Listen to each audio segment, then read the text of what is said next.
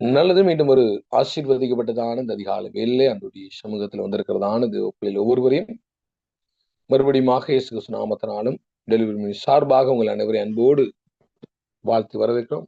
தொடர்ந்துமாக நம்ம வார்த்தை கூட கடந்து செல்ல போகிறோம். மத்தியில் பாஸ்டர் கிருபா அவங்க இருக்கிறாங்க. தேவனுடைய ஊடகம் என்கிறதான தலைப்போடு கூட நாங்கள் கற்றுக்கொண்டு வருகிறோம். Pastor, welcome pastor. கர்த்தருடைய பரிசுத்தமுள்ள நாமத்துக்கு மகிமை உண்டாக. ஆண்டவராகிய இயேசு கிறிஸ்துவின் இனிதான நல்ல நாமத்தில் இணைப்பில் இருக்கின்ற ஒவ்வொருவர் பார்த்துக்கிறேன். நல்ல ஒரு அதிகாலை பொழுதுல ஆண்டவருடைய பாதத்தில் அமர்ந்து நம்முடைய வார்த்தையை கேட்கும்படியாக தேவன் நமக்கு உதவி செய்திருக்கிறார்.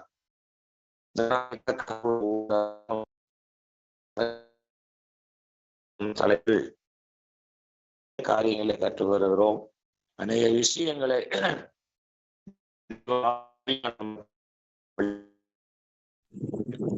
சவுண்ட் கொஞ்சம் கம்மியா கேக்குது. நல்லது, கற்றுக்கொள்வது நல்லது. என்ன கேட்கலையா? கேக்கு பாஸ்டர், விட்டு விட்டு கேக்கு பாஸ்டர். இங்க மழை அதிகமா இருக்கிறதுனால கொஞ்சம் அப்படி டவர் பிரச்சனை, சிக்னல் பிரச்சனையா இருக்கும். ஹலோ பாஸ்டர், ஹலோ, கொஞ்சம் கொஞ்சம் சவுண்டா கேட்கணும் பாஸ்டர். ரொம்ப சவுண்ட் கம்மியா கேக்கு. அப்படியா? சரி, ஓகே ஓகே. மழையா அப்படியே கொஞ்சம் டவர் பிரச்சனை. தொடர்ந்து நாம இந்த நாட்களிலே வேதத்தை ஆராய்ந்து வருகிறோம். சோ வேதத்தை கற்றுக்கொள்வது மட்டுமல்ல, நாம் கற்றுக்கொண்டதில் நிலைத்திருக்கும்படியாகவும் வேதம் சொல்லுகிறது. கற்றுக்கொண்டதை செயல்படுத்த வேண்டும் என்றும் வேதம் சொல்லுகிறது. ஆகவே இந்த நாளிலே தொடர்ந்து நாம் கர்த்தருடைய ஊடகம் என்னும் தலைப்பில் நிறைய காரியங்களை கற்று வருகிறோம். தேவாவியானவர் நமக்கு இந்த பாக்கியத்தை தந்திருக்கிறார். தேவனுடைய ரகசியங்களை அவர் வெளிப்படுத்தி கொண்டிருக்கிறார்.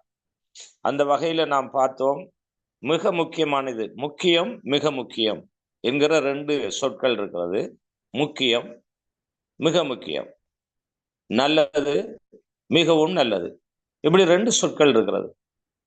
நல்லது, மிகவும் நல்லது, முக்கியம், மிக முக்கியம்.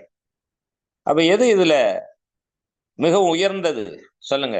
மிகவும் உயர்ந்த இந்த நான் சொன்ன இந்த சொற்கள், அதாவது நன்று, மிகவும் நன்று, முக்கியமானது, மிகவும் முக்கியமானது, இந்த 2 சொற்கள்ல எது உயர்ந்தது சொல்லுங்க? மிகவும் முக்கியமானது, மிகவும் முக்கியம். அப்ப நாம செய்யறது நல்லதுதான், வேதத்தை வாசிக்கிறது நல்லதுதான், கேட்கறதெல்லாம் நல்லதுதான், நாம துதிக்கிறது, பாடுறது, ஆராதிக்கிறது நல்லதுதான். ஆனா மிகவும் முக்கியமானது, மோஸ்ட் இம்பார்ட்டன்ட், மோஸ்ட் இம்பார்ட்டன்ட். இப்ப இது நமக்கு தேவை. அப்ப ஆகவே நாம் குழந்தையாய் இருந்த போது நன்றாக செய்தோம், ஆனா வளர்ந்த போது மிகவும் நன்றாக செய்ய வேண்டும். எந்த ஒரு காரியத்தையும் அதைத்தான் நாம் எங்க வாசித்தோம்? 13வது அதிகாரம், 1 கொரிந்தியர் 13வது அதிகாரம் 11வது வசனத்துல வாசித்தோம். 1 கொரிந்தியர் 13:11 வாசியுங்கள். நான் குழந்தையாய் இருந்தபோது குழந்தையை போல பேசினேன், குழந்தையை போல சிந்தித்தேன், குழந்தையை போல யோசித்தேன். நான் புருஷனான போதோ குழந்தைக்கேற்றவைகளை ஒழித்து விட்டேன். ஆமென், ஆமென். இப்பொழுது கவனிப்போம்.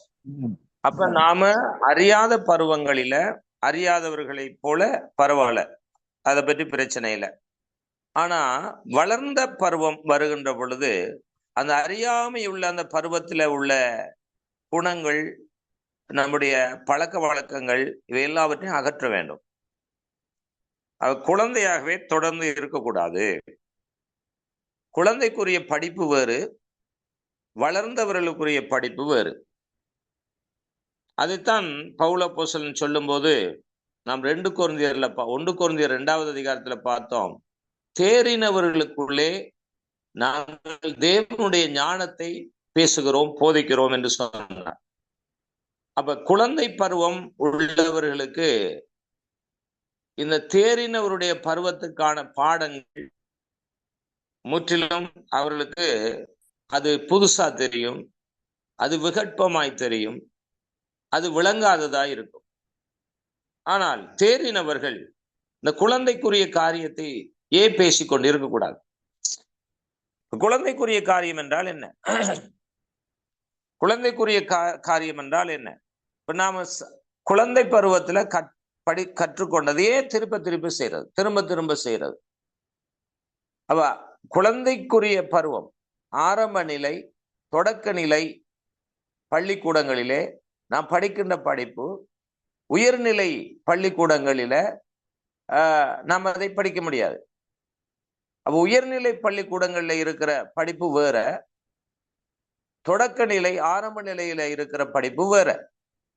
ஆனா இன்றைக்கு நாம் திருச்சபை சமூகம், கிறிஸ்தவர்கள் இதை பற்றி அறியாமல், இதை பற்றிய ஞானம் இல்லாமல், இது இப்படி ஒரு நிலை இருக்கா என்று கூட தெரியாது.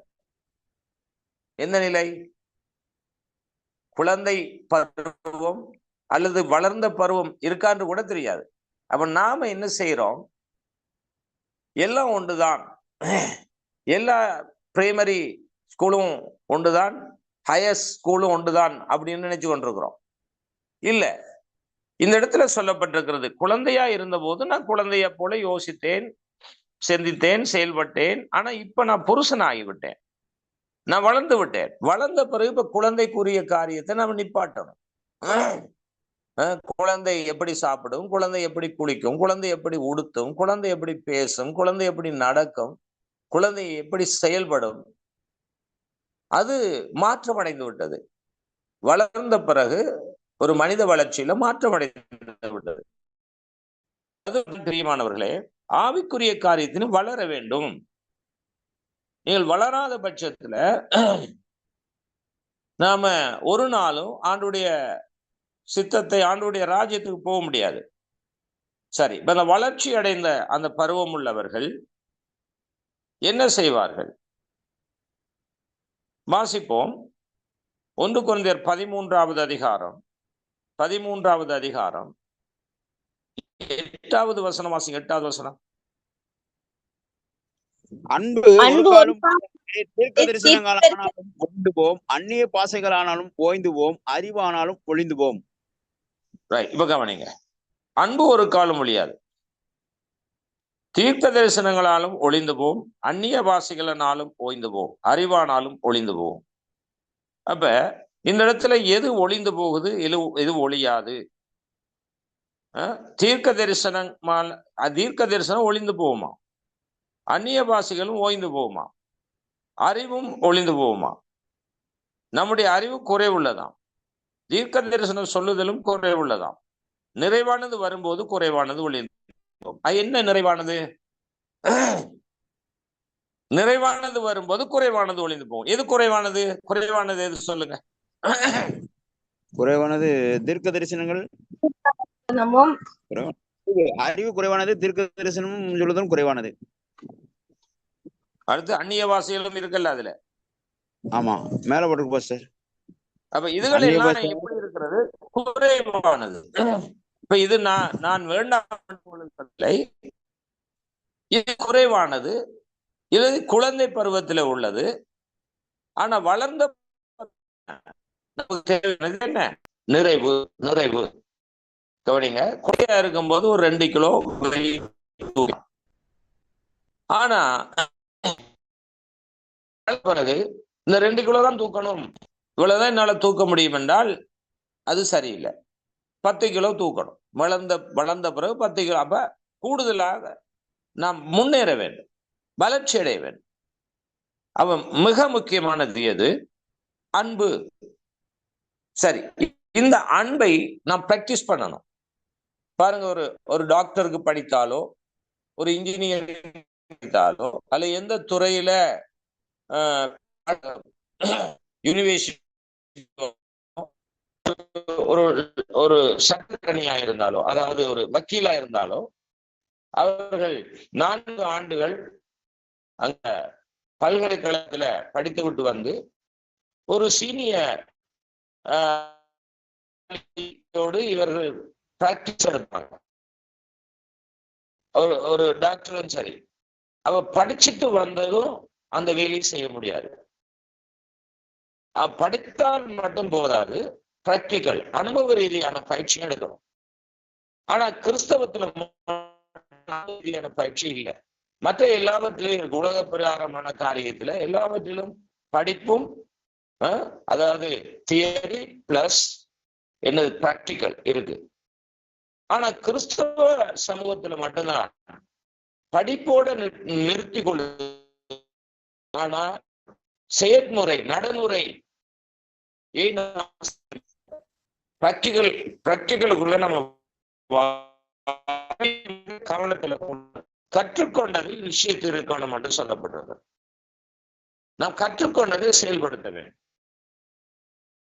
இப்ப நாம வளர வேண்டும், வளர்ந்து இருக்க வேண்டும், வளர்ச்சி அடைய வேண்டும். இப்ப நிறைவானது வரும்போது குறைவானதை நீக்கி விட்டுட்டு நிறைவானதை போய் பார்க்கலாம்.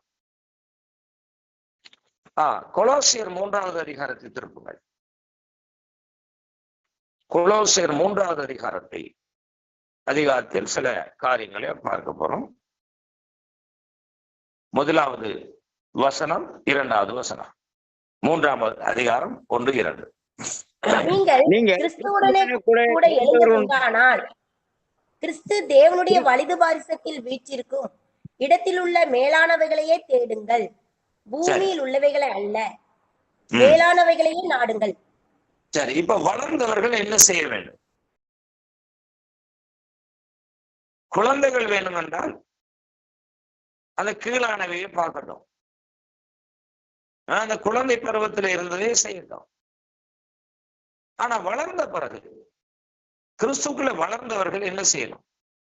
நீங்கள் கிறிஸ்துடனே கூட எழுந்தது உண்டானால் கிறிஸ்து தேவனுடைய வலது வாரிசத்தில் வீற்றிருக்கும் இடத்தில் உள்ள மேலானவைகளை தேடுங்கள். இப்ப நாம என்ன பார்த்தோம்? தீர்க்க தரிசனமானாலும் ஒளிந்து போகும், அந்நிய பாஷையானாலும் ஓய்ந்து போகும், அறிவானாலும் ஒளிந்து போகும்.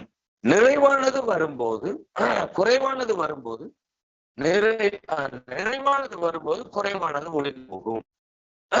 அப்ப எது நிறைவு, எது குறைவு?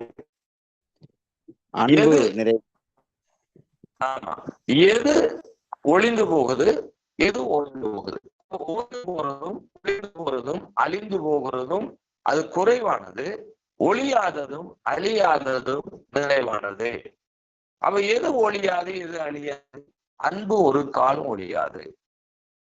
அந்த 1 கொரிந்தியர் 13 ஸ்டார்ட் பண்ணும் போது அன்பு ஒரு காலம் ஒழியாது. இன்றைக்கு அன்பை நாம் பெற்றுக்கொள்ள வேண்டும். அன்பை பிராக்டிஸ் பண்ணணும். சும்மா சொல்லிட்டா, இப்ப கேட்டுட்டா மட்டும் அன்பு வந்துடாது, சொல்லிட்டா மட்டும் அன்பு வராது. பிராக்டிஸ் பண்ணணும், செயல்படுத்தப்பட வேண்டும். அப்படின்னா நீங்க ஒன்று செய்யுங்க. எப்படி பிராக்டிக்கல் எடுக்கிறது? எப்படி பிராக்டிக்கல் எடுக்கிறது? யாரையாவது கன்னத்துல அறைய சொல்லுங்க, சரிதானே? நல்லா வலிக்கிற மாதிரி, நோவுற மாதிரி அறைய சொல்லுங்க. ஆனா உங்களுக்கு கோபம் வருதான்னு டெஸ்ட் பண்ணி பாருங்க. கோபம் வந்தாலும் அடக்கி கொள்ளுங்க. இப்படி ஒரு பயிற்சி எடுப்போமா? என்ன சொல்றீங்க? ஹலோ, ஆமேன். ஒரு ஆளுக்கு மட்டும்தான் விருப்பம், மற்றவங்க எல்லாம் விருப்பம் இல்லை. அரைஞ்சா திருப்பி அரைஞ்சு விட்டுருவான்னு சொல்றீங்க என்ன? ஹலோ, பிராக்டிகல் பண்ணணுமே. இராணுவத்துல பயிற்சி எடுக்கிறான், ஒவ்வொரு துறையிலும் பயிற்சி எடுக்கிறாங்க.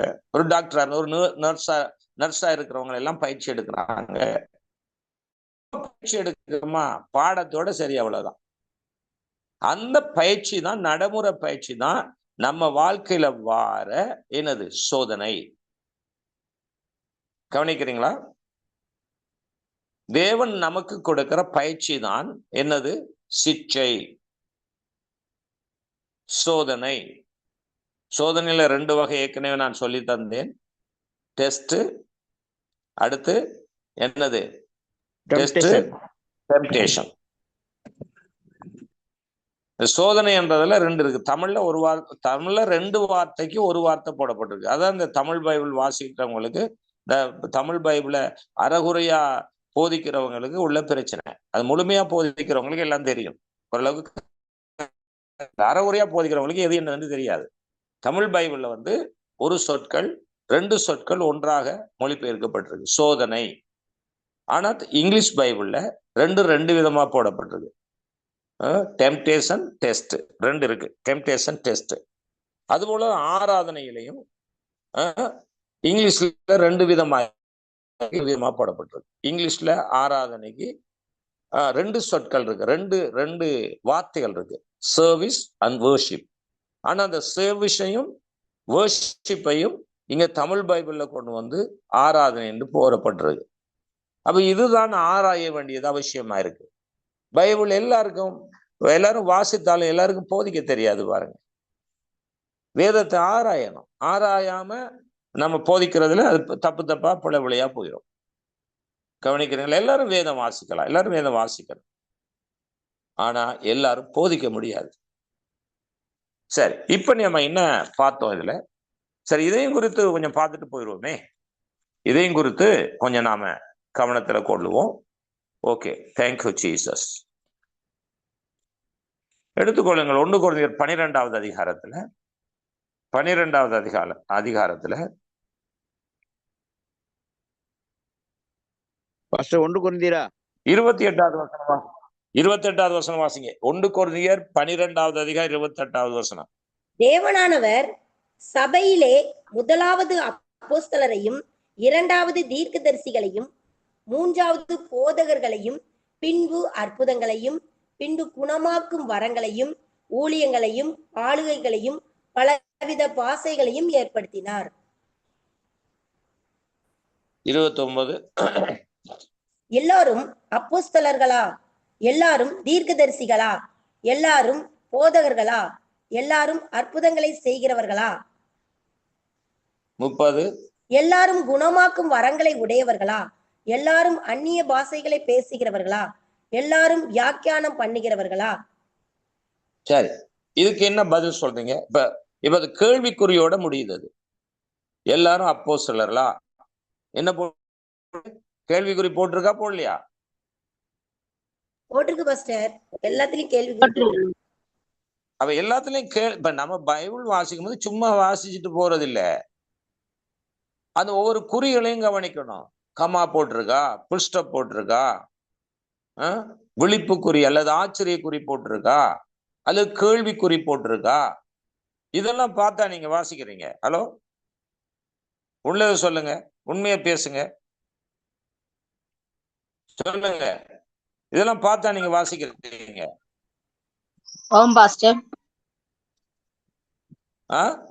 எல்லாரும்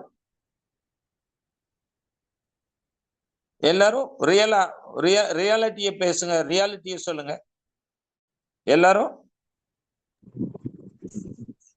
சரி, அப்படி நீங்க வாசிட்டு அப்படியே போயிடும். அதுல நின்று அது ஏன் போட்டிருக்குன்றது அந்த கேள்விக்கு உண்டான அர்த்தத்தை தேடாம வாசிட்டு போயிடுவோம். அவ்வளவுதான். அதான் உண்மை. நானும் அப்படித்தான் செய்யணும். அதனாலதான் கேட்கிறேன். எல்லாரும் அப்படி வாசிக்கிறது இல்ல, எல்லாரும் அதெல்லாம் பாக்குறது இல்ல. அது வாசிச்சுட்டா போதும்னு நினைக்கிறோம், அவ்வளவுதான். இப்ப கவனிங்க, இப்ப கேள்விக்குறி போட்டிருக்கு. ஏன் கேள்விக்குறியண்டா என்ன? கேள்விக்குறியண்டா என்ன? அதுக்கு ஒரு பதில் இருக்கு. அவன் அந்த பதில் என்ன? கேள்விக்குறி என்றால் அதுக்கு பதில் தேவை. Right, correct. ஆனால் அதுக்கான பதில் என்ன? எல்லாரும் அப்போஸ்தலர்களா அப்படின்னு உங்களுக்கு கொஸ்டின் பேப்பர்ல, உங்களுக்கு பேப்பர்ல, கேள்வி பேப்பர்ல உங்களுக்கு எழுதப்பட்டது. அதை விடைத்தாருங்கள் அல்லது பதில் அளியுங்கள் என்று எழுதப்படுகின்ற பொழுது எல்லாரும் அப்போஸ்தலர்களா என்ன பதில் எழுதுவீங்க? இல்லை.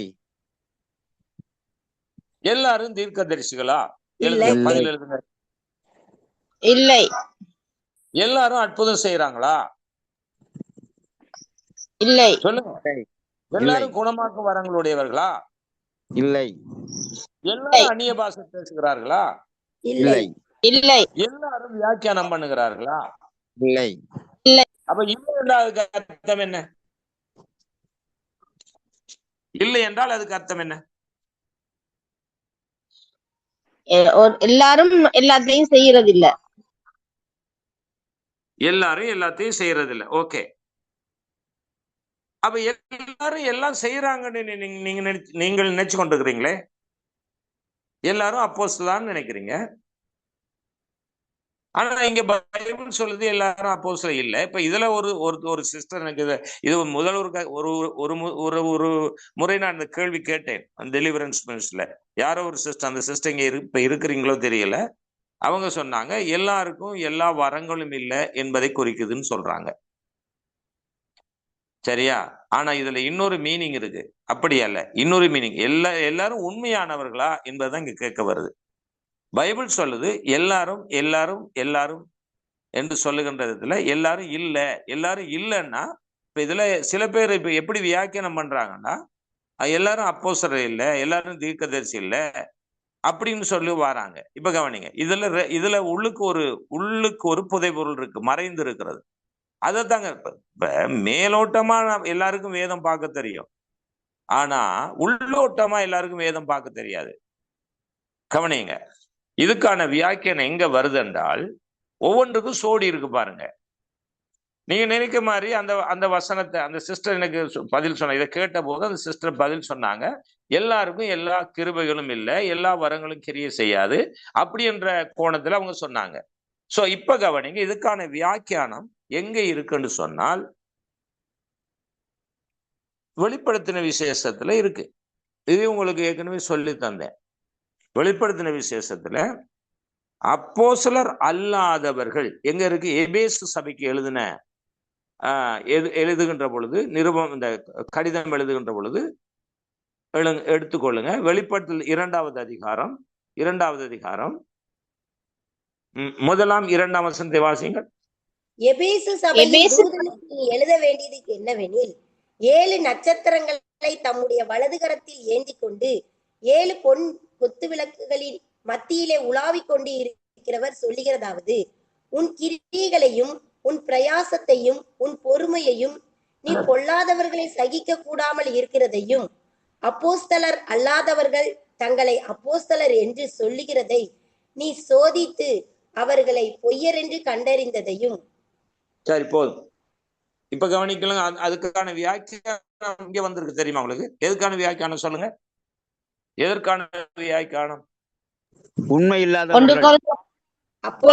இருக்குதா? அப்போஸ்தலர்களா எல்லாரும் கேட்ட கேள்விக்கு இங்க பதில். இப்ப உங்களுக்கு புரியுதா? அப்ப வேதம் சும்மா மேலோட்டமா பாக்குறது இல்ல. அப்ப அப்போஸ்தலர் அல்லாதவர்களை அவர் கண்டறிந்தார்களாம். அப்ப அப்போஸ்தலர் அல்லாதவர்கள் தங்களை அப்போஸ்தலர் அழைக்கப்படுகிறார்கள் என்பதுதான் இங்க குறிப்பிடுகிறது. தீர்க்கதரிசி இல்லாதவர்கள் தங்களை தீர்க்கதரிசி என்று அழைக்கிறார்கள். போதகர் அல்லாதவர்கள் போதகர் என்று அழைக்கிறார்கள். எல்லாரும் சரியான அற்புதங்கள் செய்வது இல்லை. கவனிக்கிறீங்களா? அப்ப இதை நாம எப்படி பார்த்து கொண்டிருக்கோம்? எங்களுக்கு இஷ்டப்படி, எங்களுக்கு தெரிஞ்சபடி, நாம கற்றுக்கொண்டபடி பார்க்கிறோம். ஏன்னா இது உண்மையான அர்த்தம், உண்மையான ஆழம் என்ன என்பதை அறிந்து கொள்வதில்லை. ஆனால் வேதத்தை ஆராய்ந்து பார்க்காமல் எவருக்குமே தெரியாது. வாசிப்போம். எல்லாரும் அற்புதம் செய்கிறார்களா என்பதற்கான வியாக்கியானம் எங்க இருக்கு?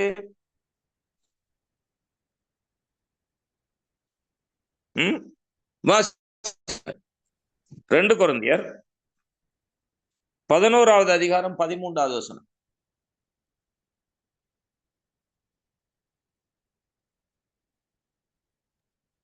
2 கொரிந்தியர் 11வது அதிகாரம் 13வது வசனம்.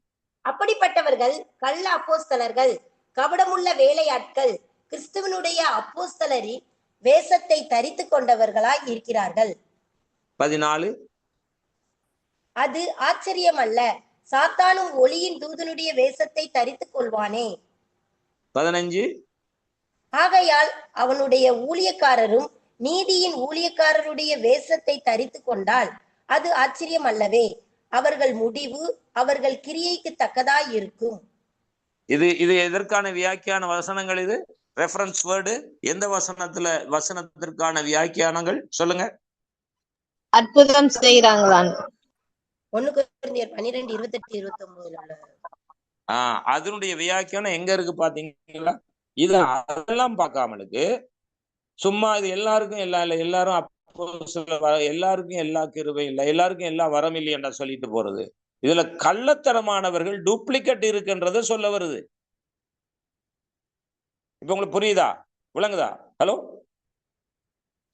ஆமென். இங்க சொல்ல வர்றது என்ன? பவுல என்ன சொல்ல வர? நீங்க குழந்தை இருக்காதீங்க, எல்லாம் வெளுத்ததெல்லாம் பாலுனும் மின்னுவதெல்லாம் பொண்ணுண்டு நினைக்காதீங்க. இங்க டூப்ளிகேட் இருக்கு, சந்தையில் என்ன இருக்கு?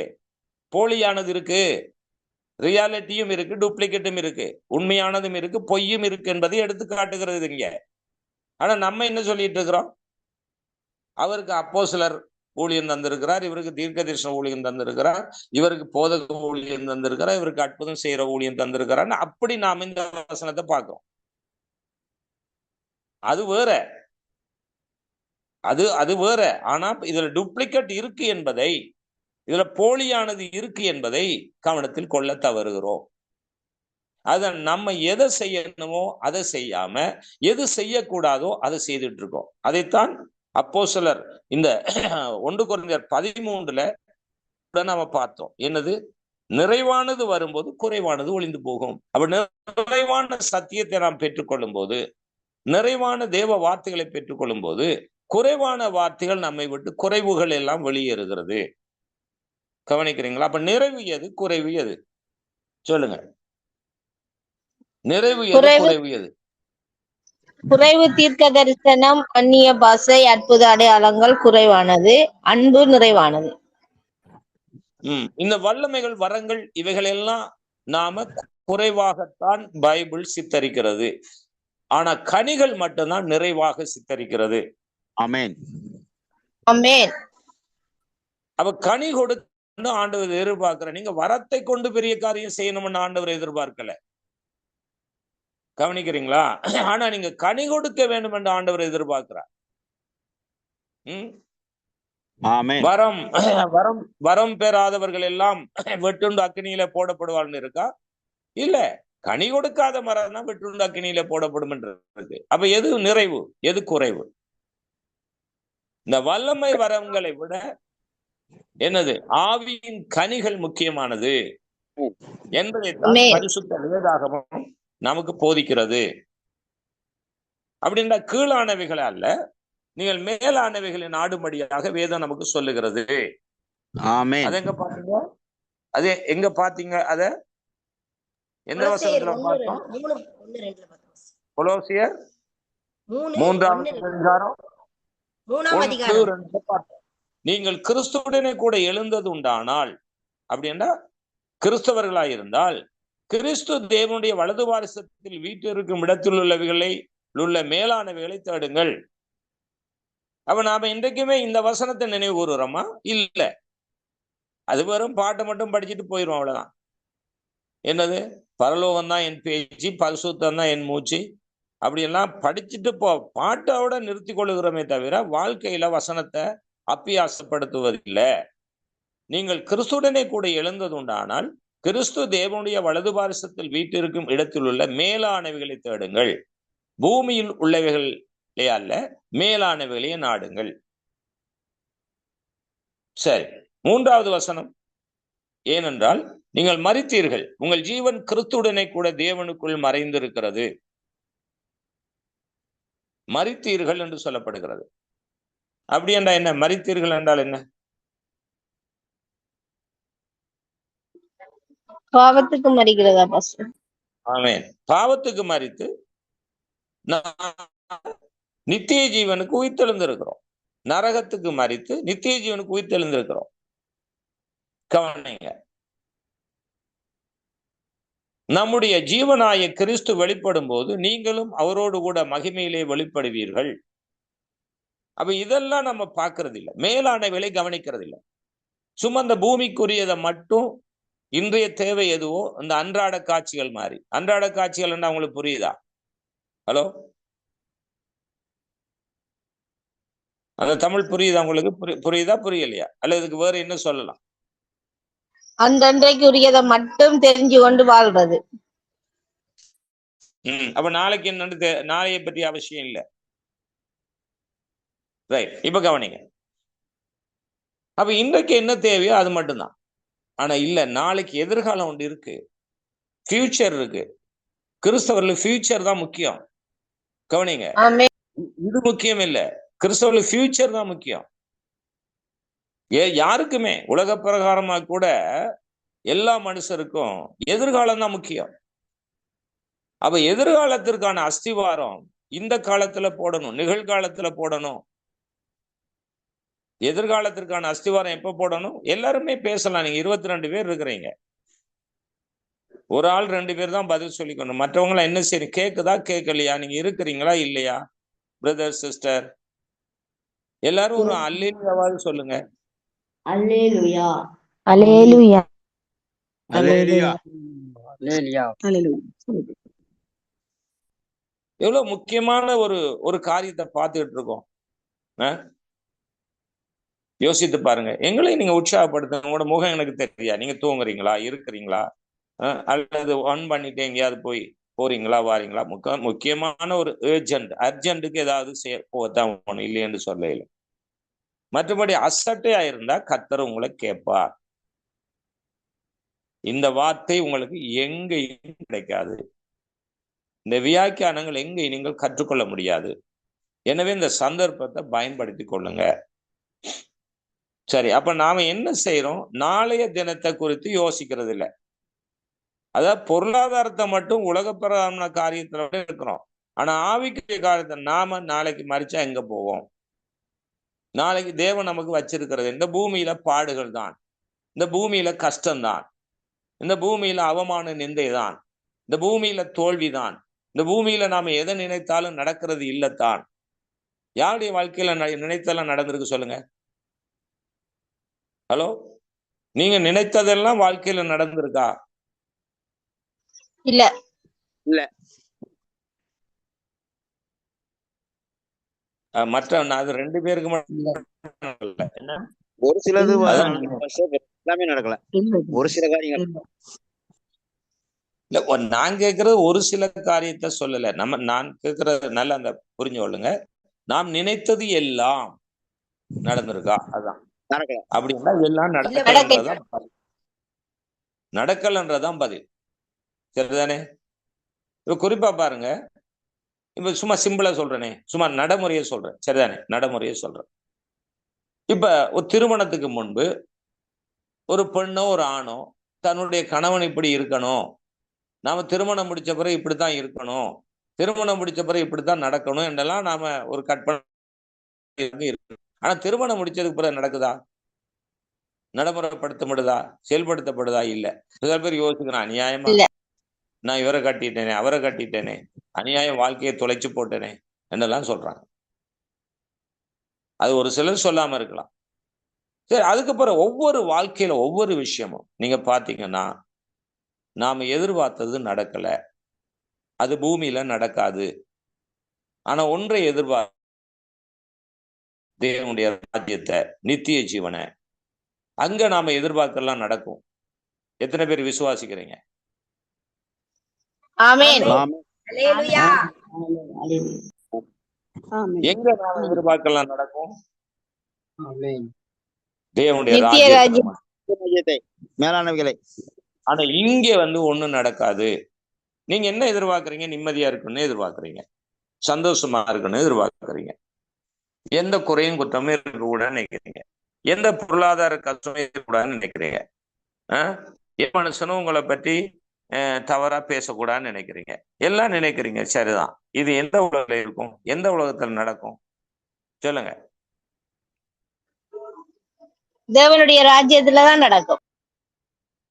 இங்க எல்லாம் ஒன்றும் நடக்க போறது இல்லை. அதனாலதான் வேதத்தை நீங்க அறிந்து நீங்க மேலானவைகளை தேடணும்.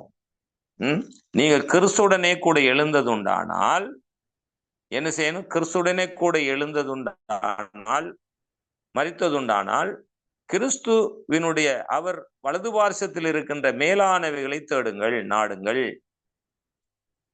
சரியா? நீங்கள் கிறிஸ்துடனே கூட எழுந்ததுண்டானால், கிறிஸ்து தேவனுடைய வலது பார்சத்தில் வீட்டிற்கும் இடத்தில் உள்ள மேலானவைகளை தேடுங்கள், பூமிக்குரியவைகளை அல்ல, மேலானவைகளையே நாடுங்கள். பூமிக்குரியவைகள் ஒரு நாளும் நம்மை திருப்திப்படுத்தாது. கவனிக்கிறீங்களா? ஒரு வீடு ஆமென். இல்லாதவர் நமக்கு ஒரு வீடு வேணும்னு நினைக்கிறார். சரிதானே? வீடு கிடைச்சிட்டது, திருப்தி அடைந்ததா? அந்த வீட்டை இப்படி கட்டணும், அந்த வீட்டை இப்படி மாடல் பண்ணணும், அந்த வீட்டுல அதை வாங்கணும் இதை வாங்கணும். சரி, வாங்கினதும் கிடைச்சிட்டு வைங்களேன். அதுக்கப்புறம் அந்த வீட்டுல தேவைகள் போதும் என்ற அளவுக்கு இருக்கா? பூர்த்தியா இருக்கா? இல்லை, சம்பூர்ணமா இருக்கா? இல்ல. அப்ப நம்ம சாகு தேவைகள் வரைக்கும் தேவைகள் தேவையா தான் இருக்கு. ஆமா பாஸ்டர். அவ எப்ப நாம நம்முடைய ஆசைக்கு ஒரு நிறைவு பெறுகிறது, முற்றுப்புள்ளி வைக்கிறது எப்ப? நம்முடைய மரணத்தில் தான். ஒரு மனிதனுடைய மரணத்தில் தான் ஆசைக்கு முற்றுப்புள்ளி வைக்கப்படுகிறது. ஆமென். அவன் மரணத்துக்கு பின்பு ஒரு வாழ்க்கை இருக்கு என்பதை முதல் நீங்கள் புரிந்து கொள்ள வேண்டும், அறிந்து கொள்ள வேண்டும். அதற்கான ஒரு ஆயத்தங்களை தான் தேவன் இப்பொழுது உங்களுக்கு இந்த வார்த்தைகளை கொடுத்து ஆயத்தப்படுத்துகிறார். இப்ப எல்லாரும் அப்போஸ்தலர்களா? எல்லாரும் தீர்க்கதரிசிகளா? எல்லாரும் போதகர்களா? எல்லாரும் அற்புதம் செய்கிறார்களா? எல்லாரும் வியாக்கியானம் பண்ணுகிறார்களா? எல்லாரும் தீர்க்க தரிசனம் உரைக்கிறார்களா? எல்லாரும் அந்நிய பாஷைகள் பேசுகிறார்களா? அந்த கேள்விக்குறி இல்லை. அப்படி என்றா அங்க அப்ப அதுக்கு பதிலா இன்னொரு ஆள் எல்லாரும் என்றதுல 50-50 பிரிங்க. 100 பேர் இருக்கிறாங்க. அப்ப எல்லாரும் செய்கிறார்களா என்றா இல்லை என்றால் அப்ப பாதி பேர் என்ன செய்யறாங்க என்ற பார்க்கணும். பாதி பேர் உண்மையா இருக்கலாம், பாதி பேர் உண்மை இல்லாமல் இருக்கலாம். இப்ப இந்த உண்மை இல்லாதவர்கள் எதை சொல்லிக் கொண்டிருக்கிறார்கள்? உண்மை இல்லாதவர்கள் எதை சொல்லிக் கொண்டிருக்கிறார்கள்?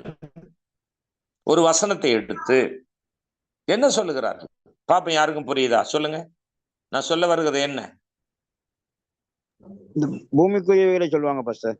Very good. பூமிக்குரியல சொல்லுவார். உங்களுக்கு பண கஷ்டமே வராது, உங்களுக்கு மன வருத்தமே வராது, உங்களுக்கு எந்த பிரச்சனையுமே வராது. ஆண்டவர் சொல்றார், உங்களுக்கு யுத்தமே வராது, உங்களுக்கு பிரச்சனையே வராது, உங்களுக்கு தோல்வியே வராது. இது சாத்தியமா இந்த பூமியில? சொல்லுங்க. ஹலோ. இல்ல.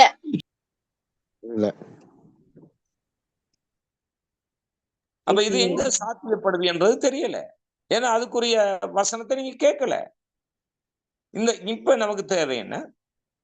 அது போதும்னு நினைக்கிறீங்க.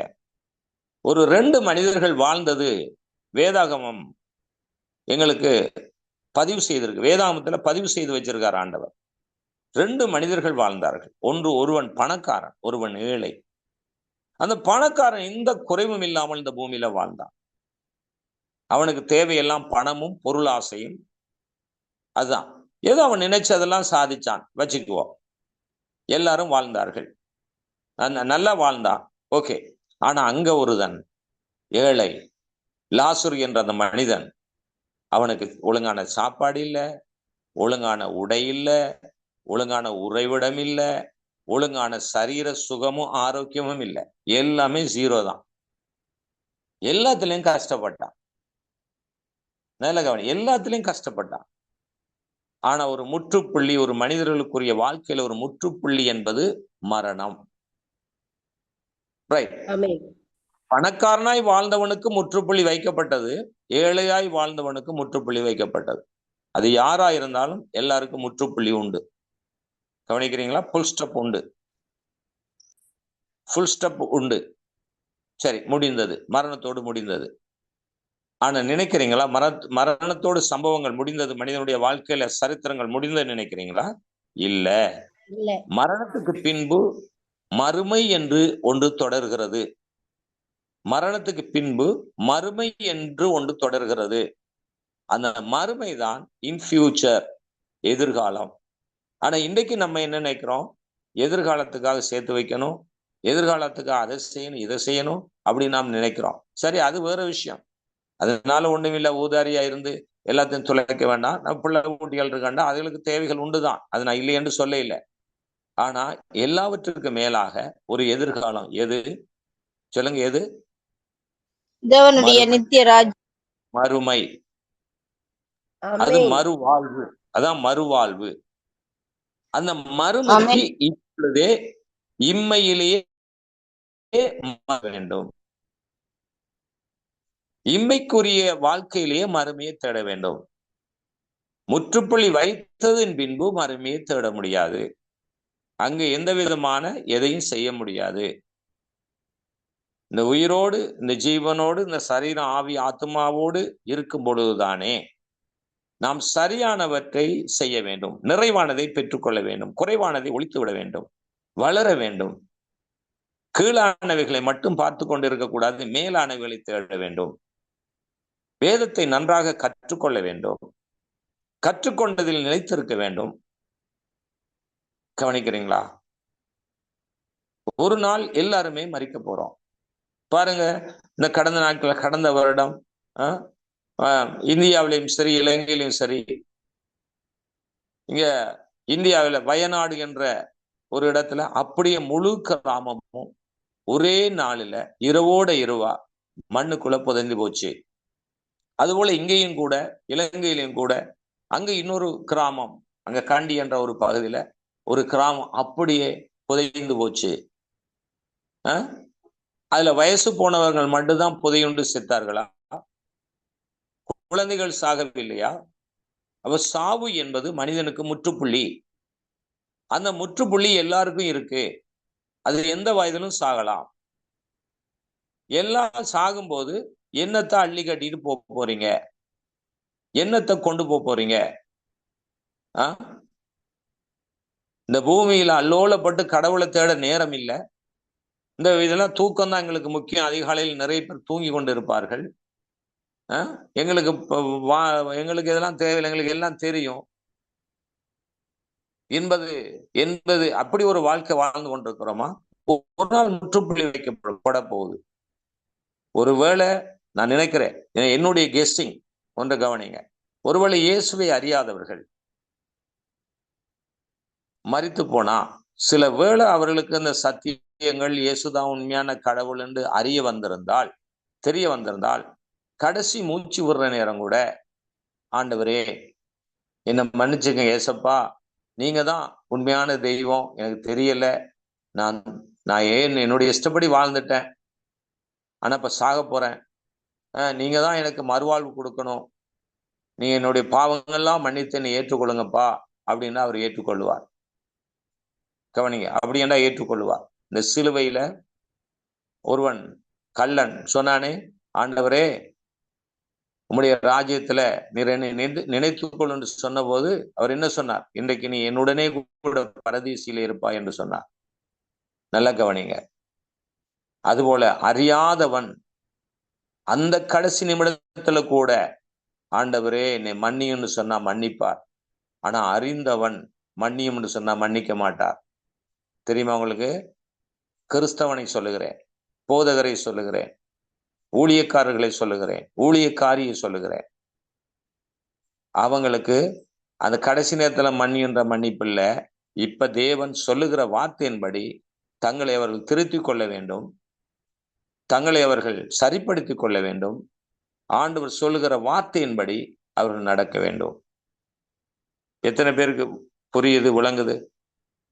ஆமென்.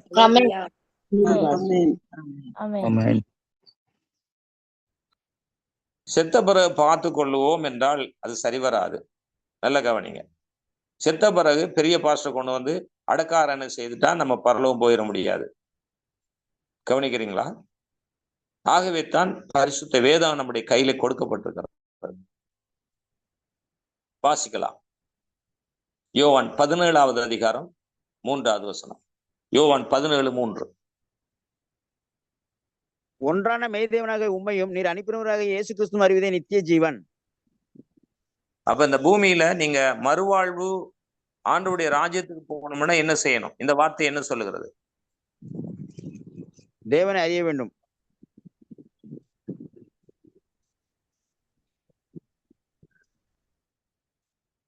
ஒன்றான மெய்தேவனாய் உம்மையும் நீர் அனுப்பினவராய் இயேசு கிறிஸ்துவையும் அறிவதே நித்திய ஜீவன்.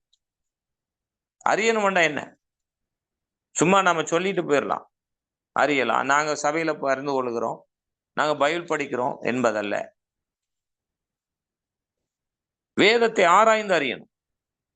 இதுக்கு இணைவசனம் யோவான் 17:3 இணைவசனம் தான் யோவான் 5:39. வேத வாக்கியங்களை ஆராய்ந்து பாருங்கள், அவைகளால் உங்களுக்கு நித்திய ஜீவன் உண்டென்று எண்ணுகிறீர்களே, என்னை குறித்து சாட்சி கொடுக்கிறவைகளும் அவைகளே. அப்ப வேத வாக்கியங்களை ஆராய்ந்து பாருங்கள், அவைகளால் தான் உங்களுக்கு தெரிய வரும் நித்திய ஜீவனை பற்றி அறிதல், புரிதல், அவைகளால் தான் தெரிய வரும். இப்ப தேவனை அறியணும் என்று சொல்லி பார்க்கிறோமே, அவ இயேசுவை முழுமையா அறிந்து கொள்வது வேதத்தை ஆராய்கின்ற பொழுதுதான். இல்லாட்டா பாருங்க, நல்ல அப்போஸ்தலரும் இருக்கிறார்கள், கள்ள அப்போஸ்தலரும் இருக்கிறார்கள். நம்ம அதையும் பார்த்தோம். என்ன, அதாவது அற்புத அடையாளம் தேவனும் செய்கிறார், பிசாசும் செய்யுது. இப்ப இது ரெண்டு, எது தேவன் செய்கிறது, எது பிசாசு செய்கிறது, எப்படி கண்டுபிடிப்பீங்க? வேதத்தை இதை கண்டுபிடிக்கவே முடியாது. சரியா? நல்லவர்களை கெட்டவர்கள் என்று சொல்லுவார்கள். அப்ப இது கண் சொருகி போன குருடர்களுக்கு ஒப்பா இருக்கிறது. கண் சொருகி போன குருடர்களுக்கு ஒப்பா இருக்கிறது. குருடர்களாய் இருக்கிறார். ஆகவே தான் மனக்கண்கள் திறக்கப்படணும். மனக்கண்கள் திறக்கப்படணும். இப்ப குறிப்பாக நாம் என்ன செய்யறோம்?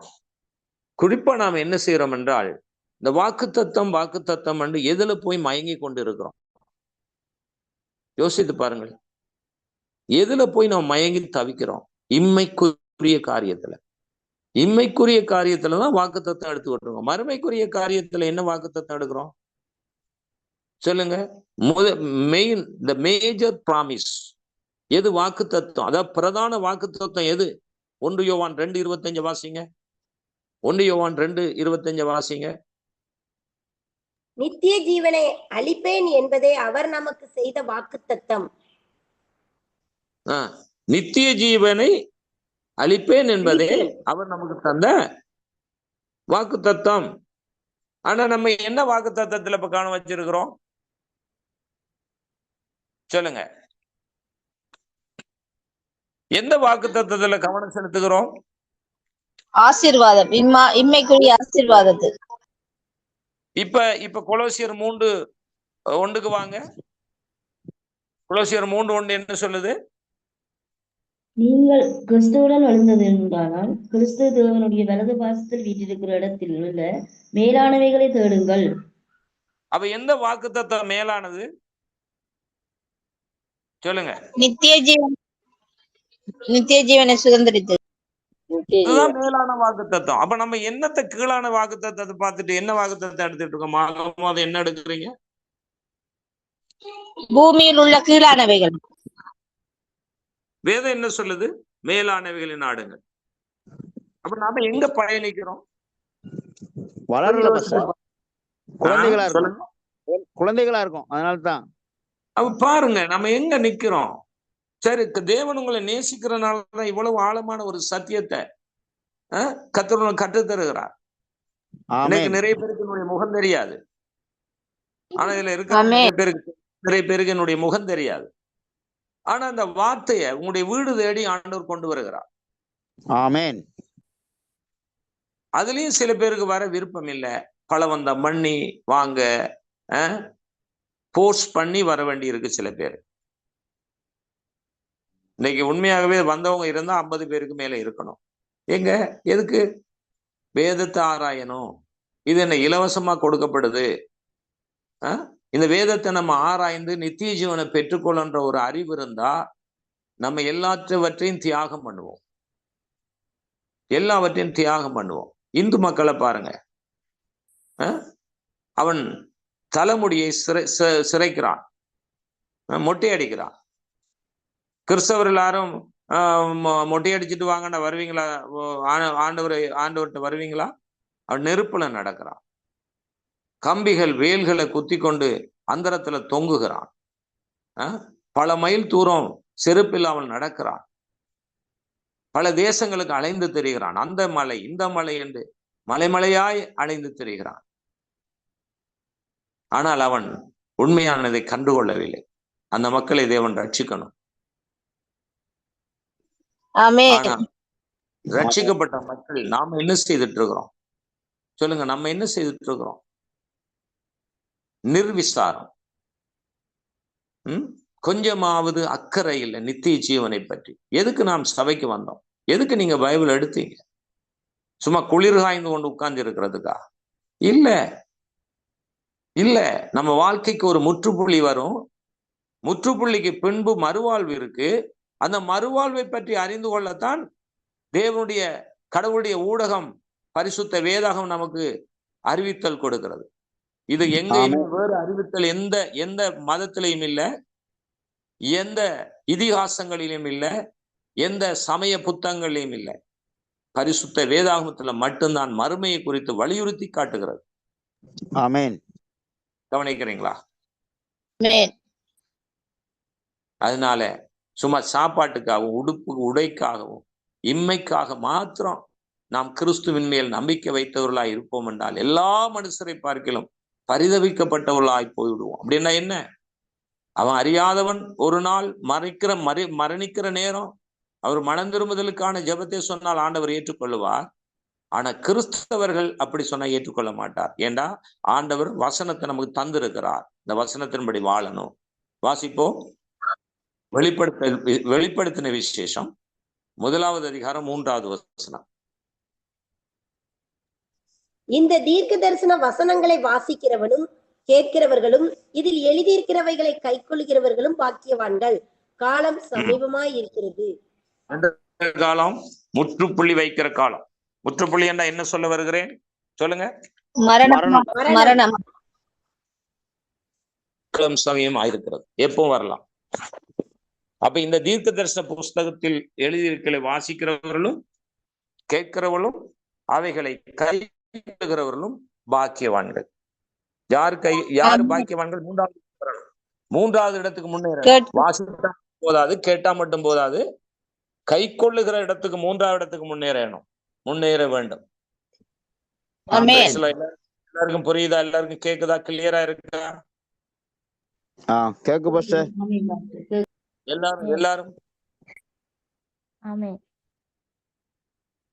எல்லாரும் ஒரு ஆமேன். உண்மையா கேட்டீங்களா?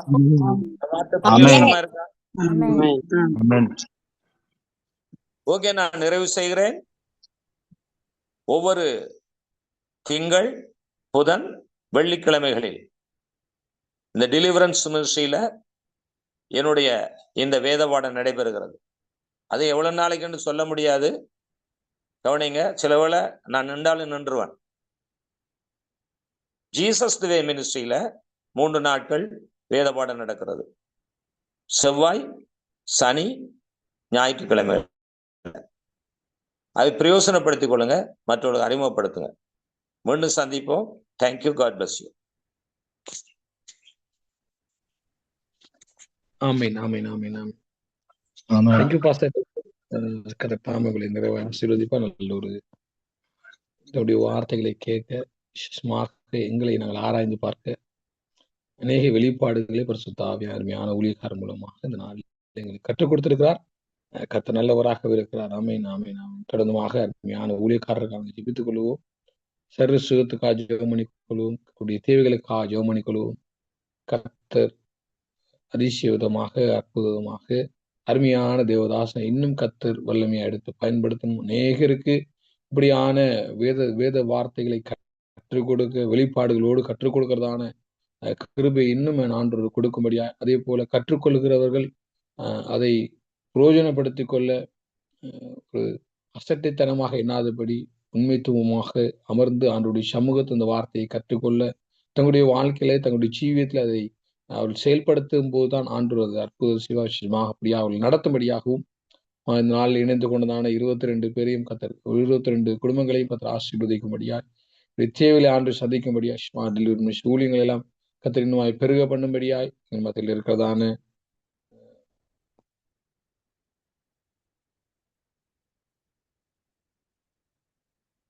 மலர்ஸ்டர் பிரைஸ்லா ஜெபமட்டுங்க ஸ்டர். மலர்ஸ்டர்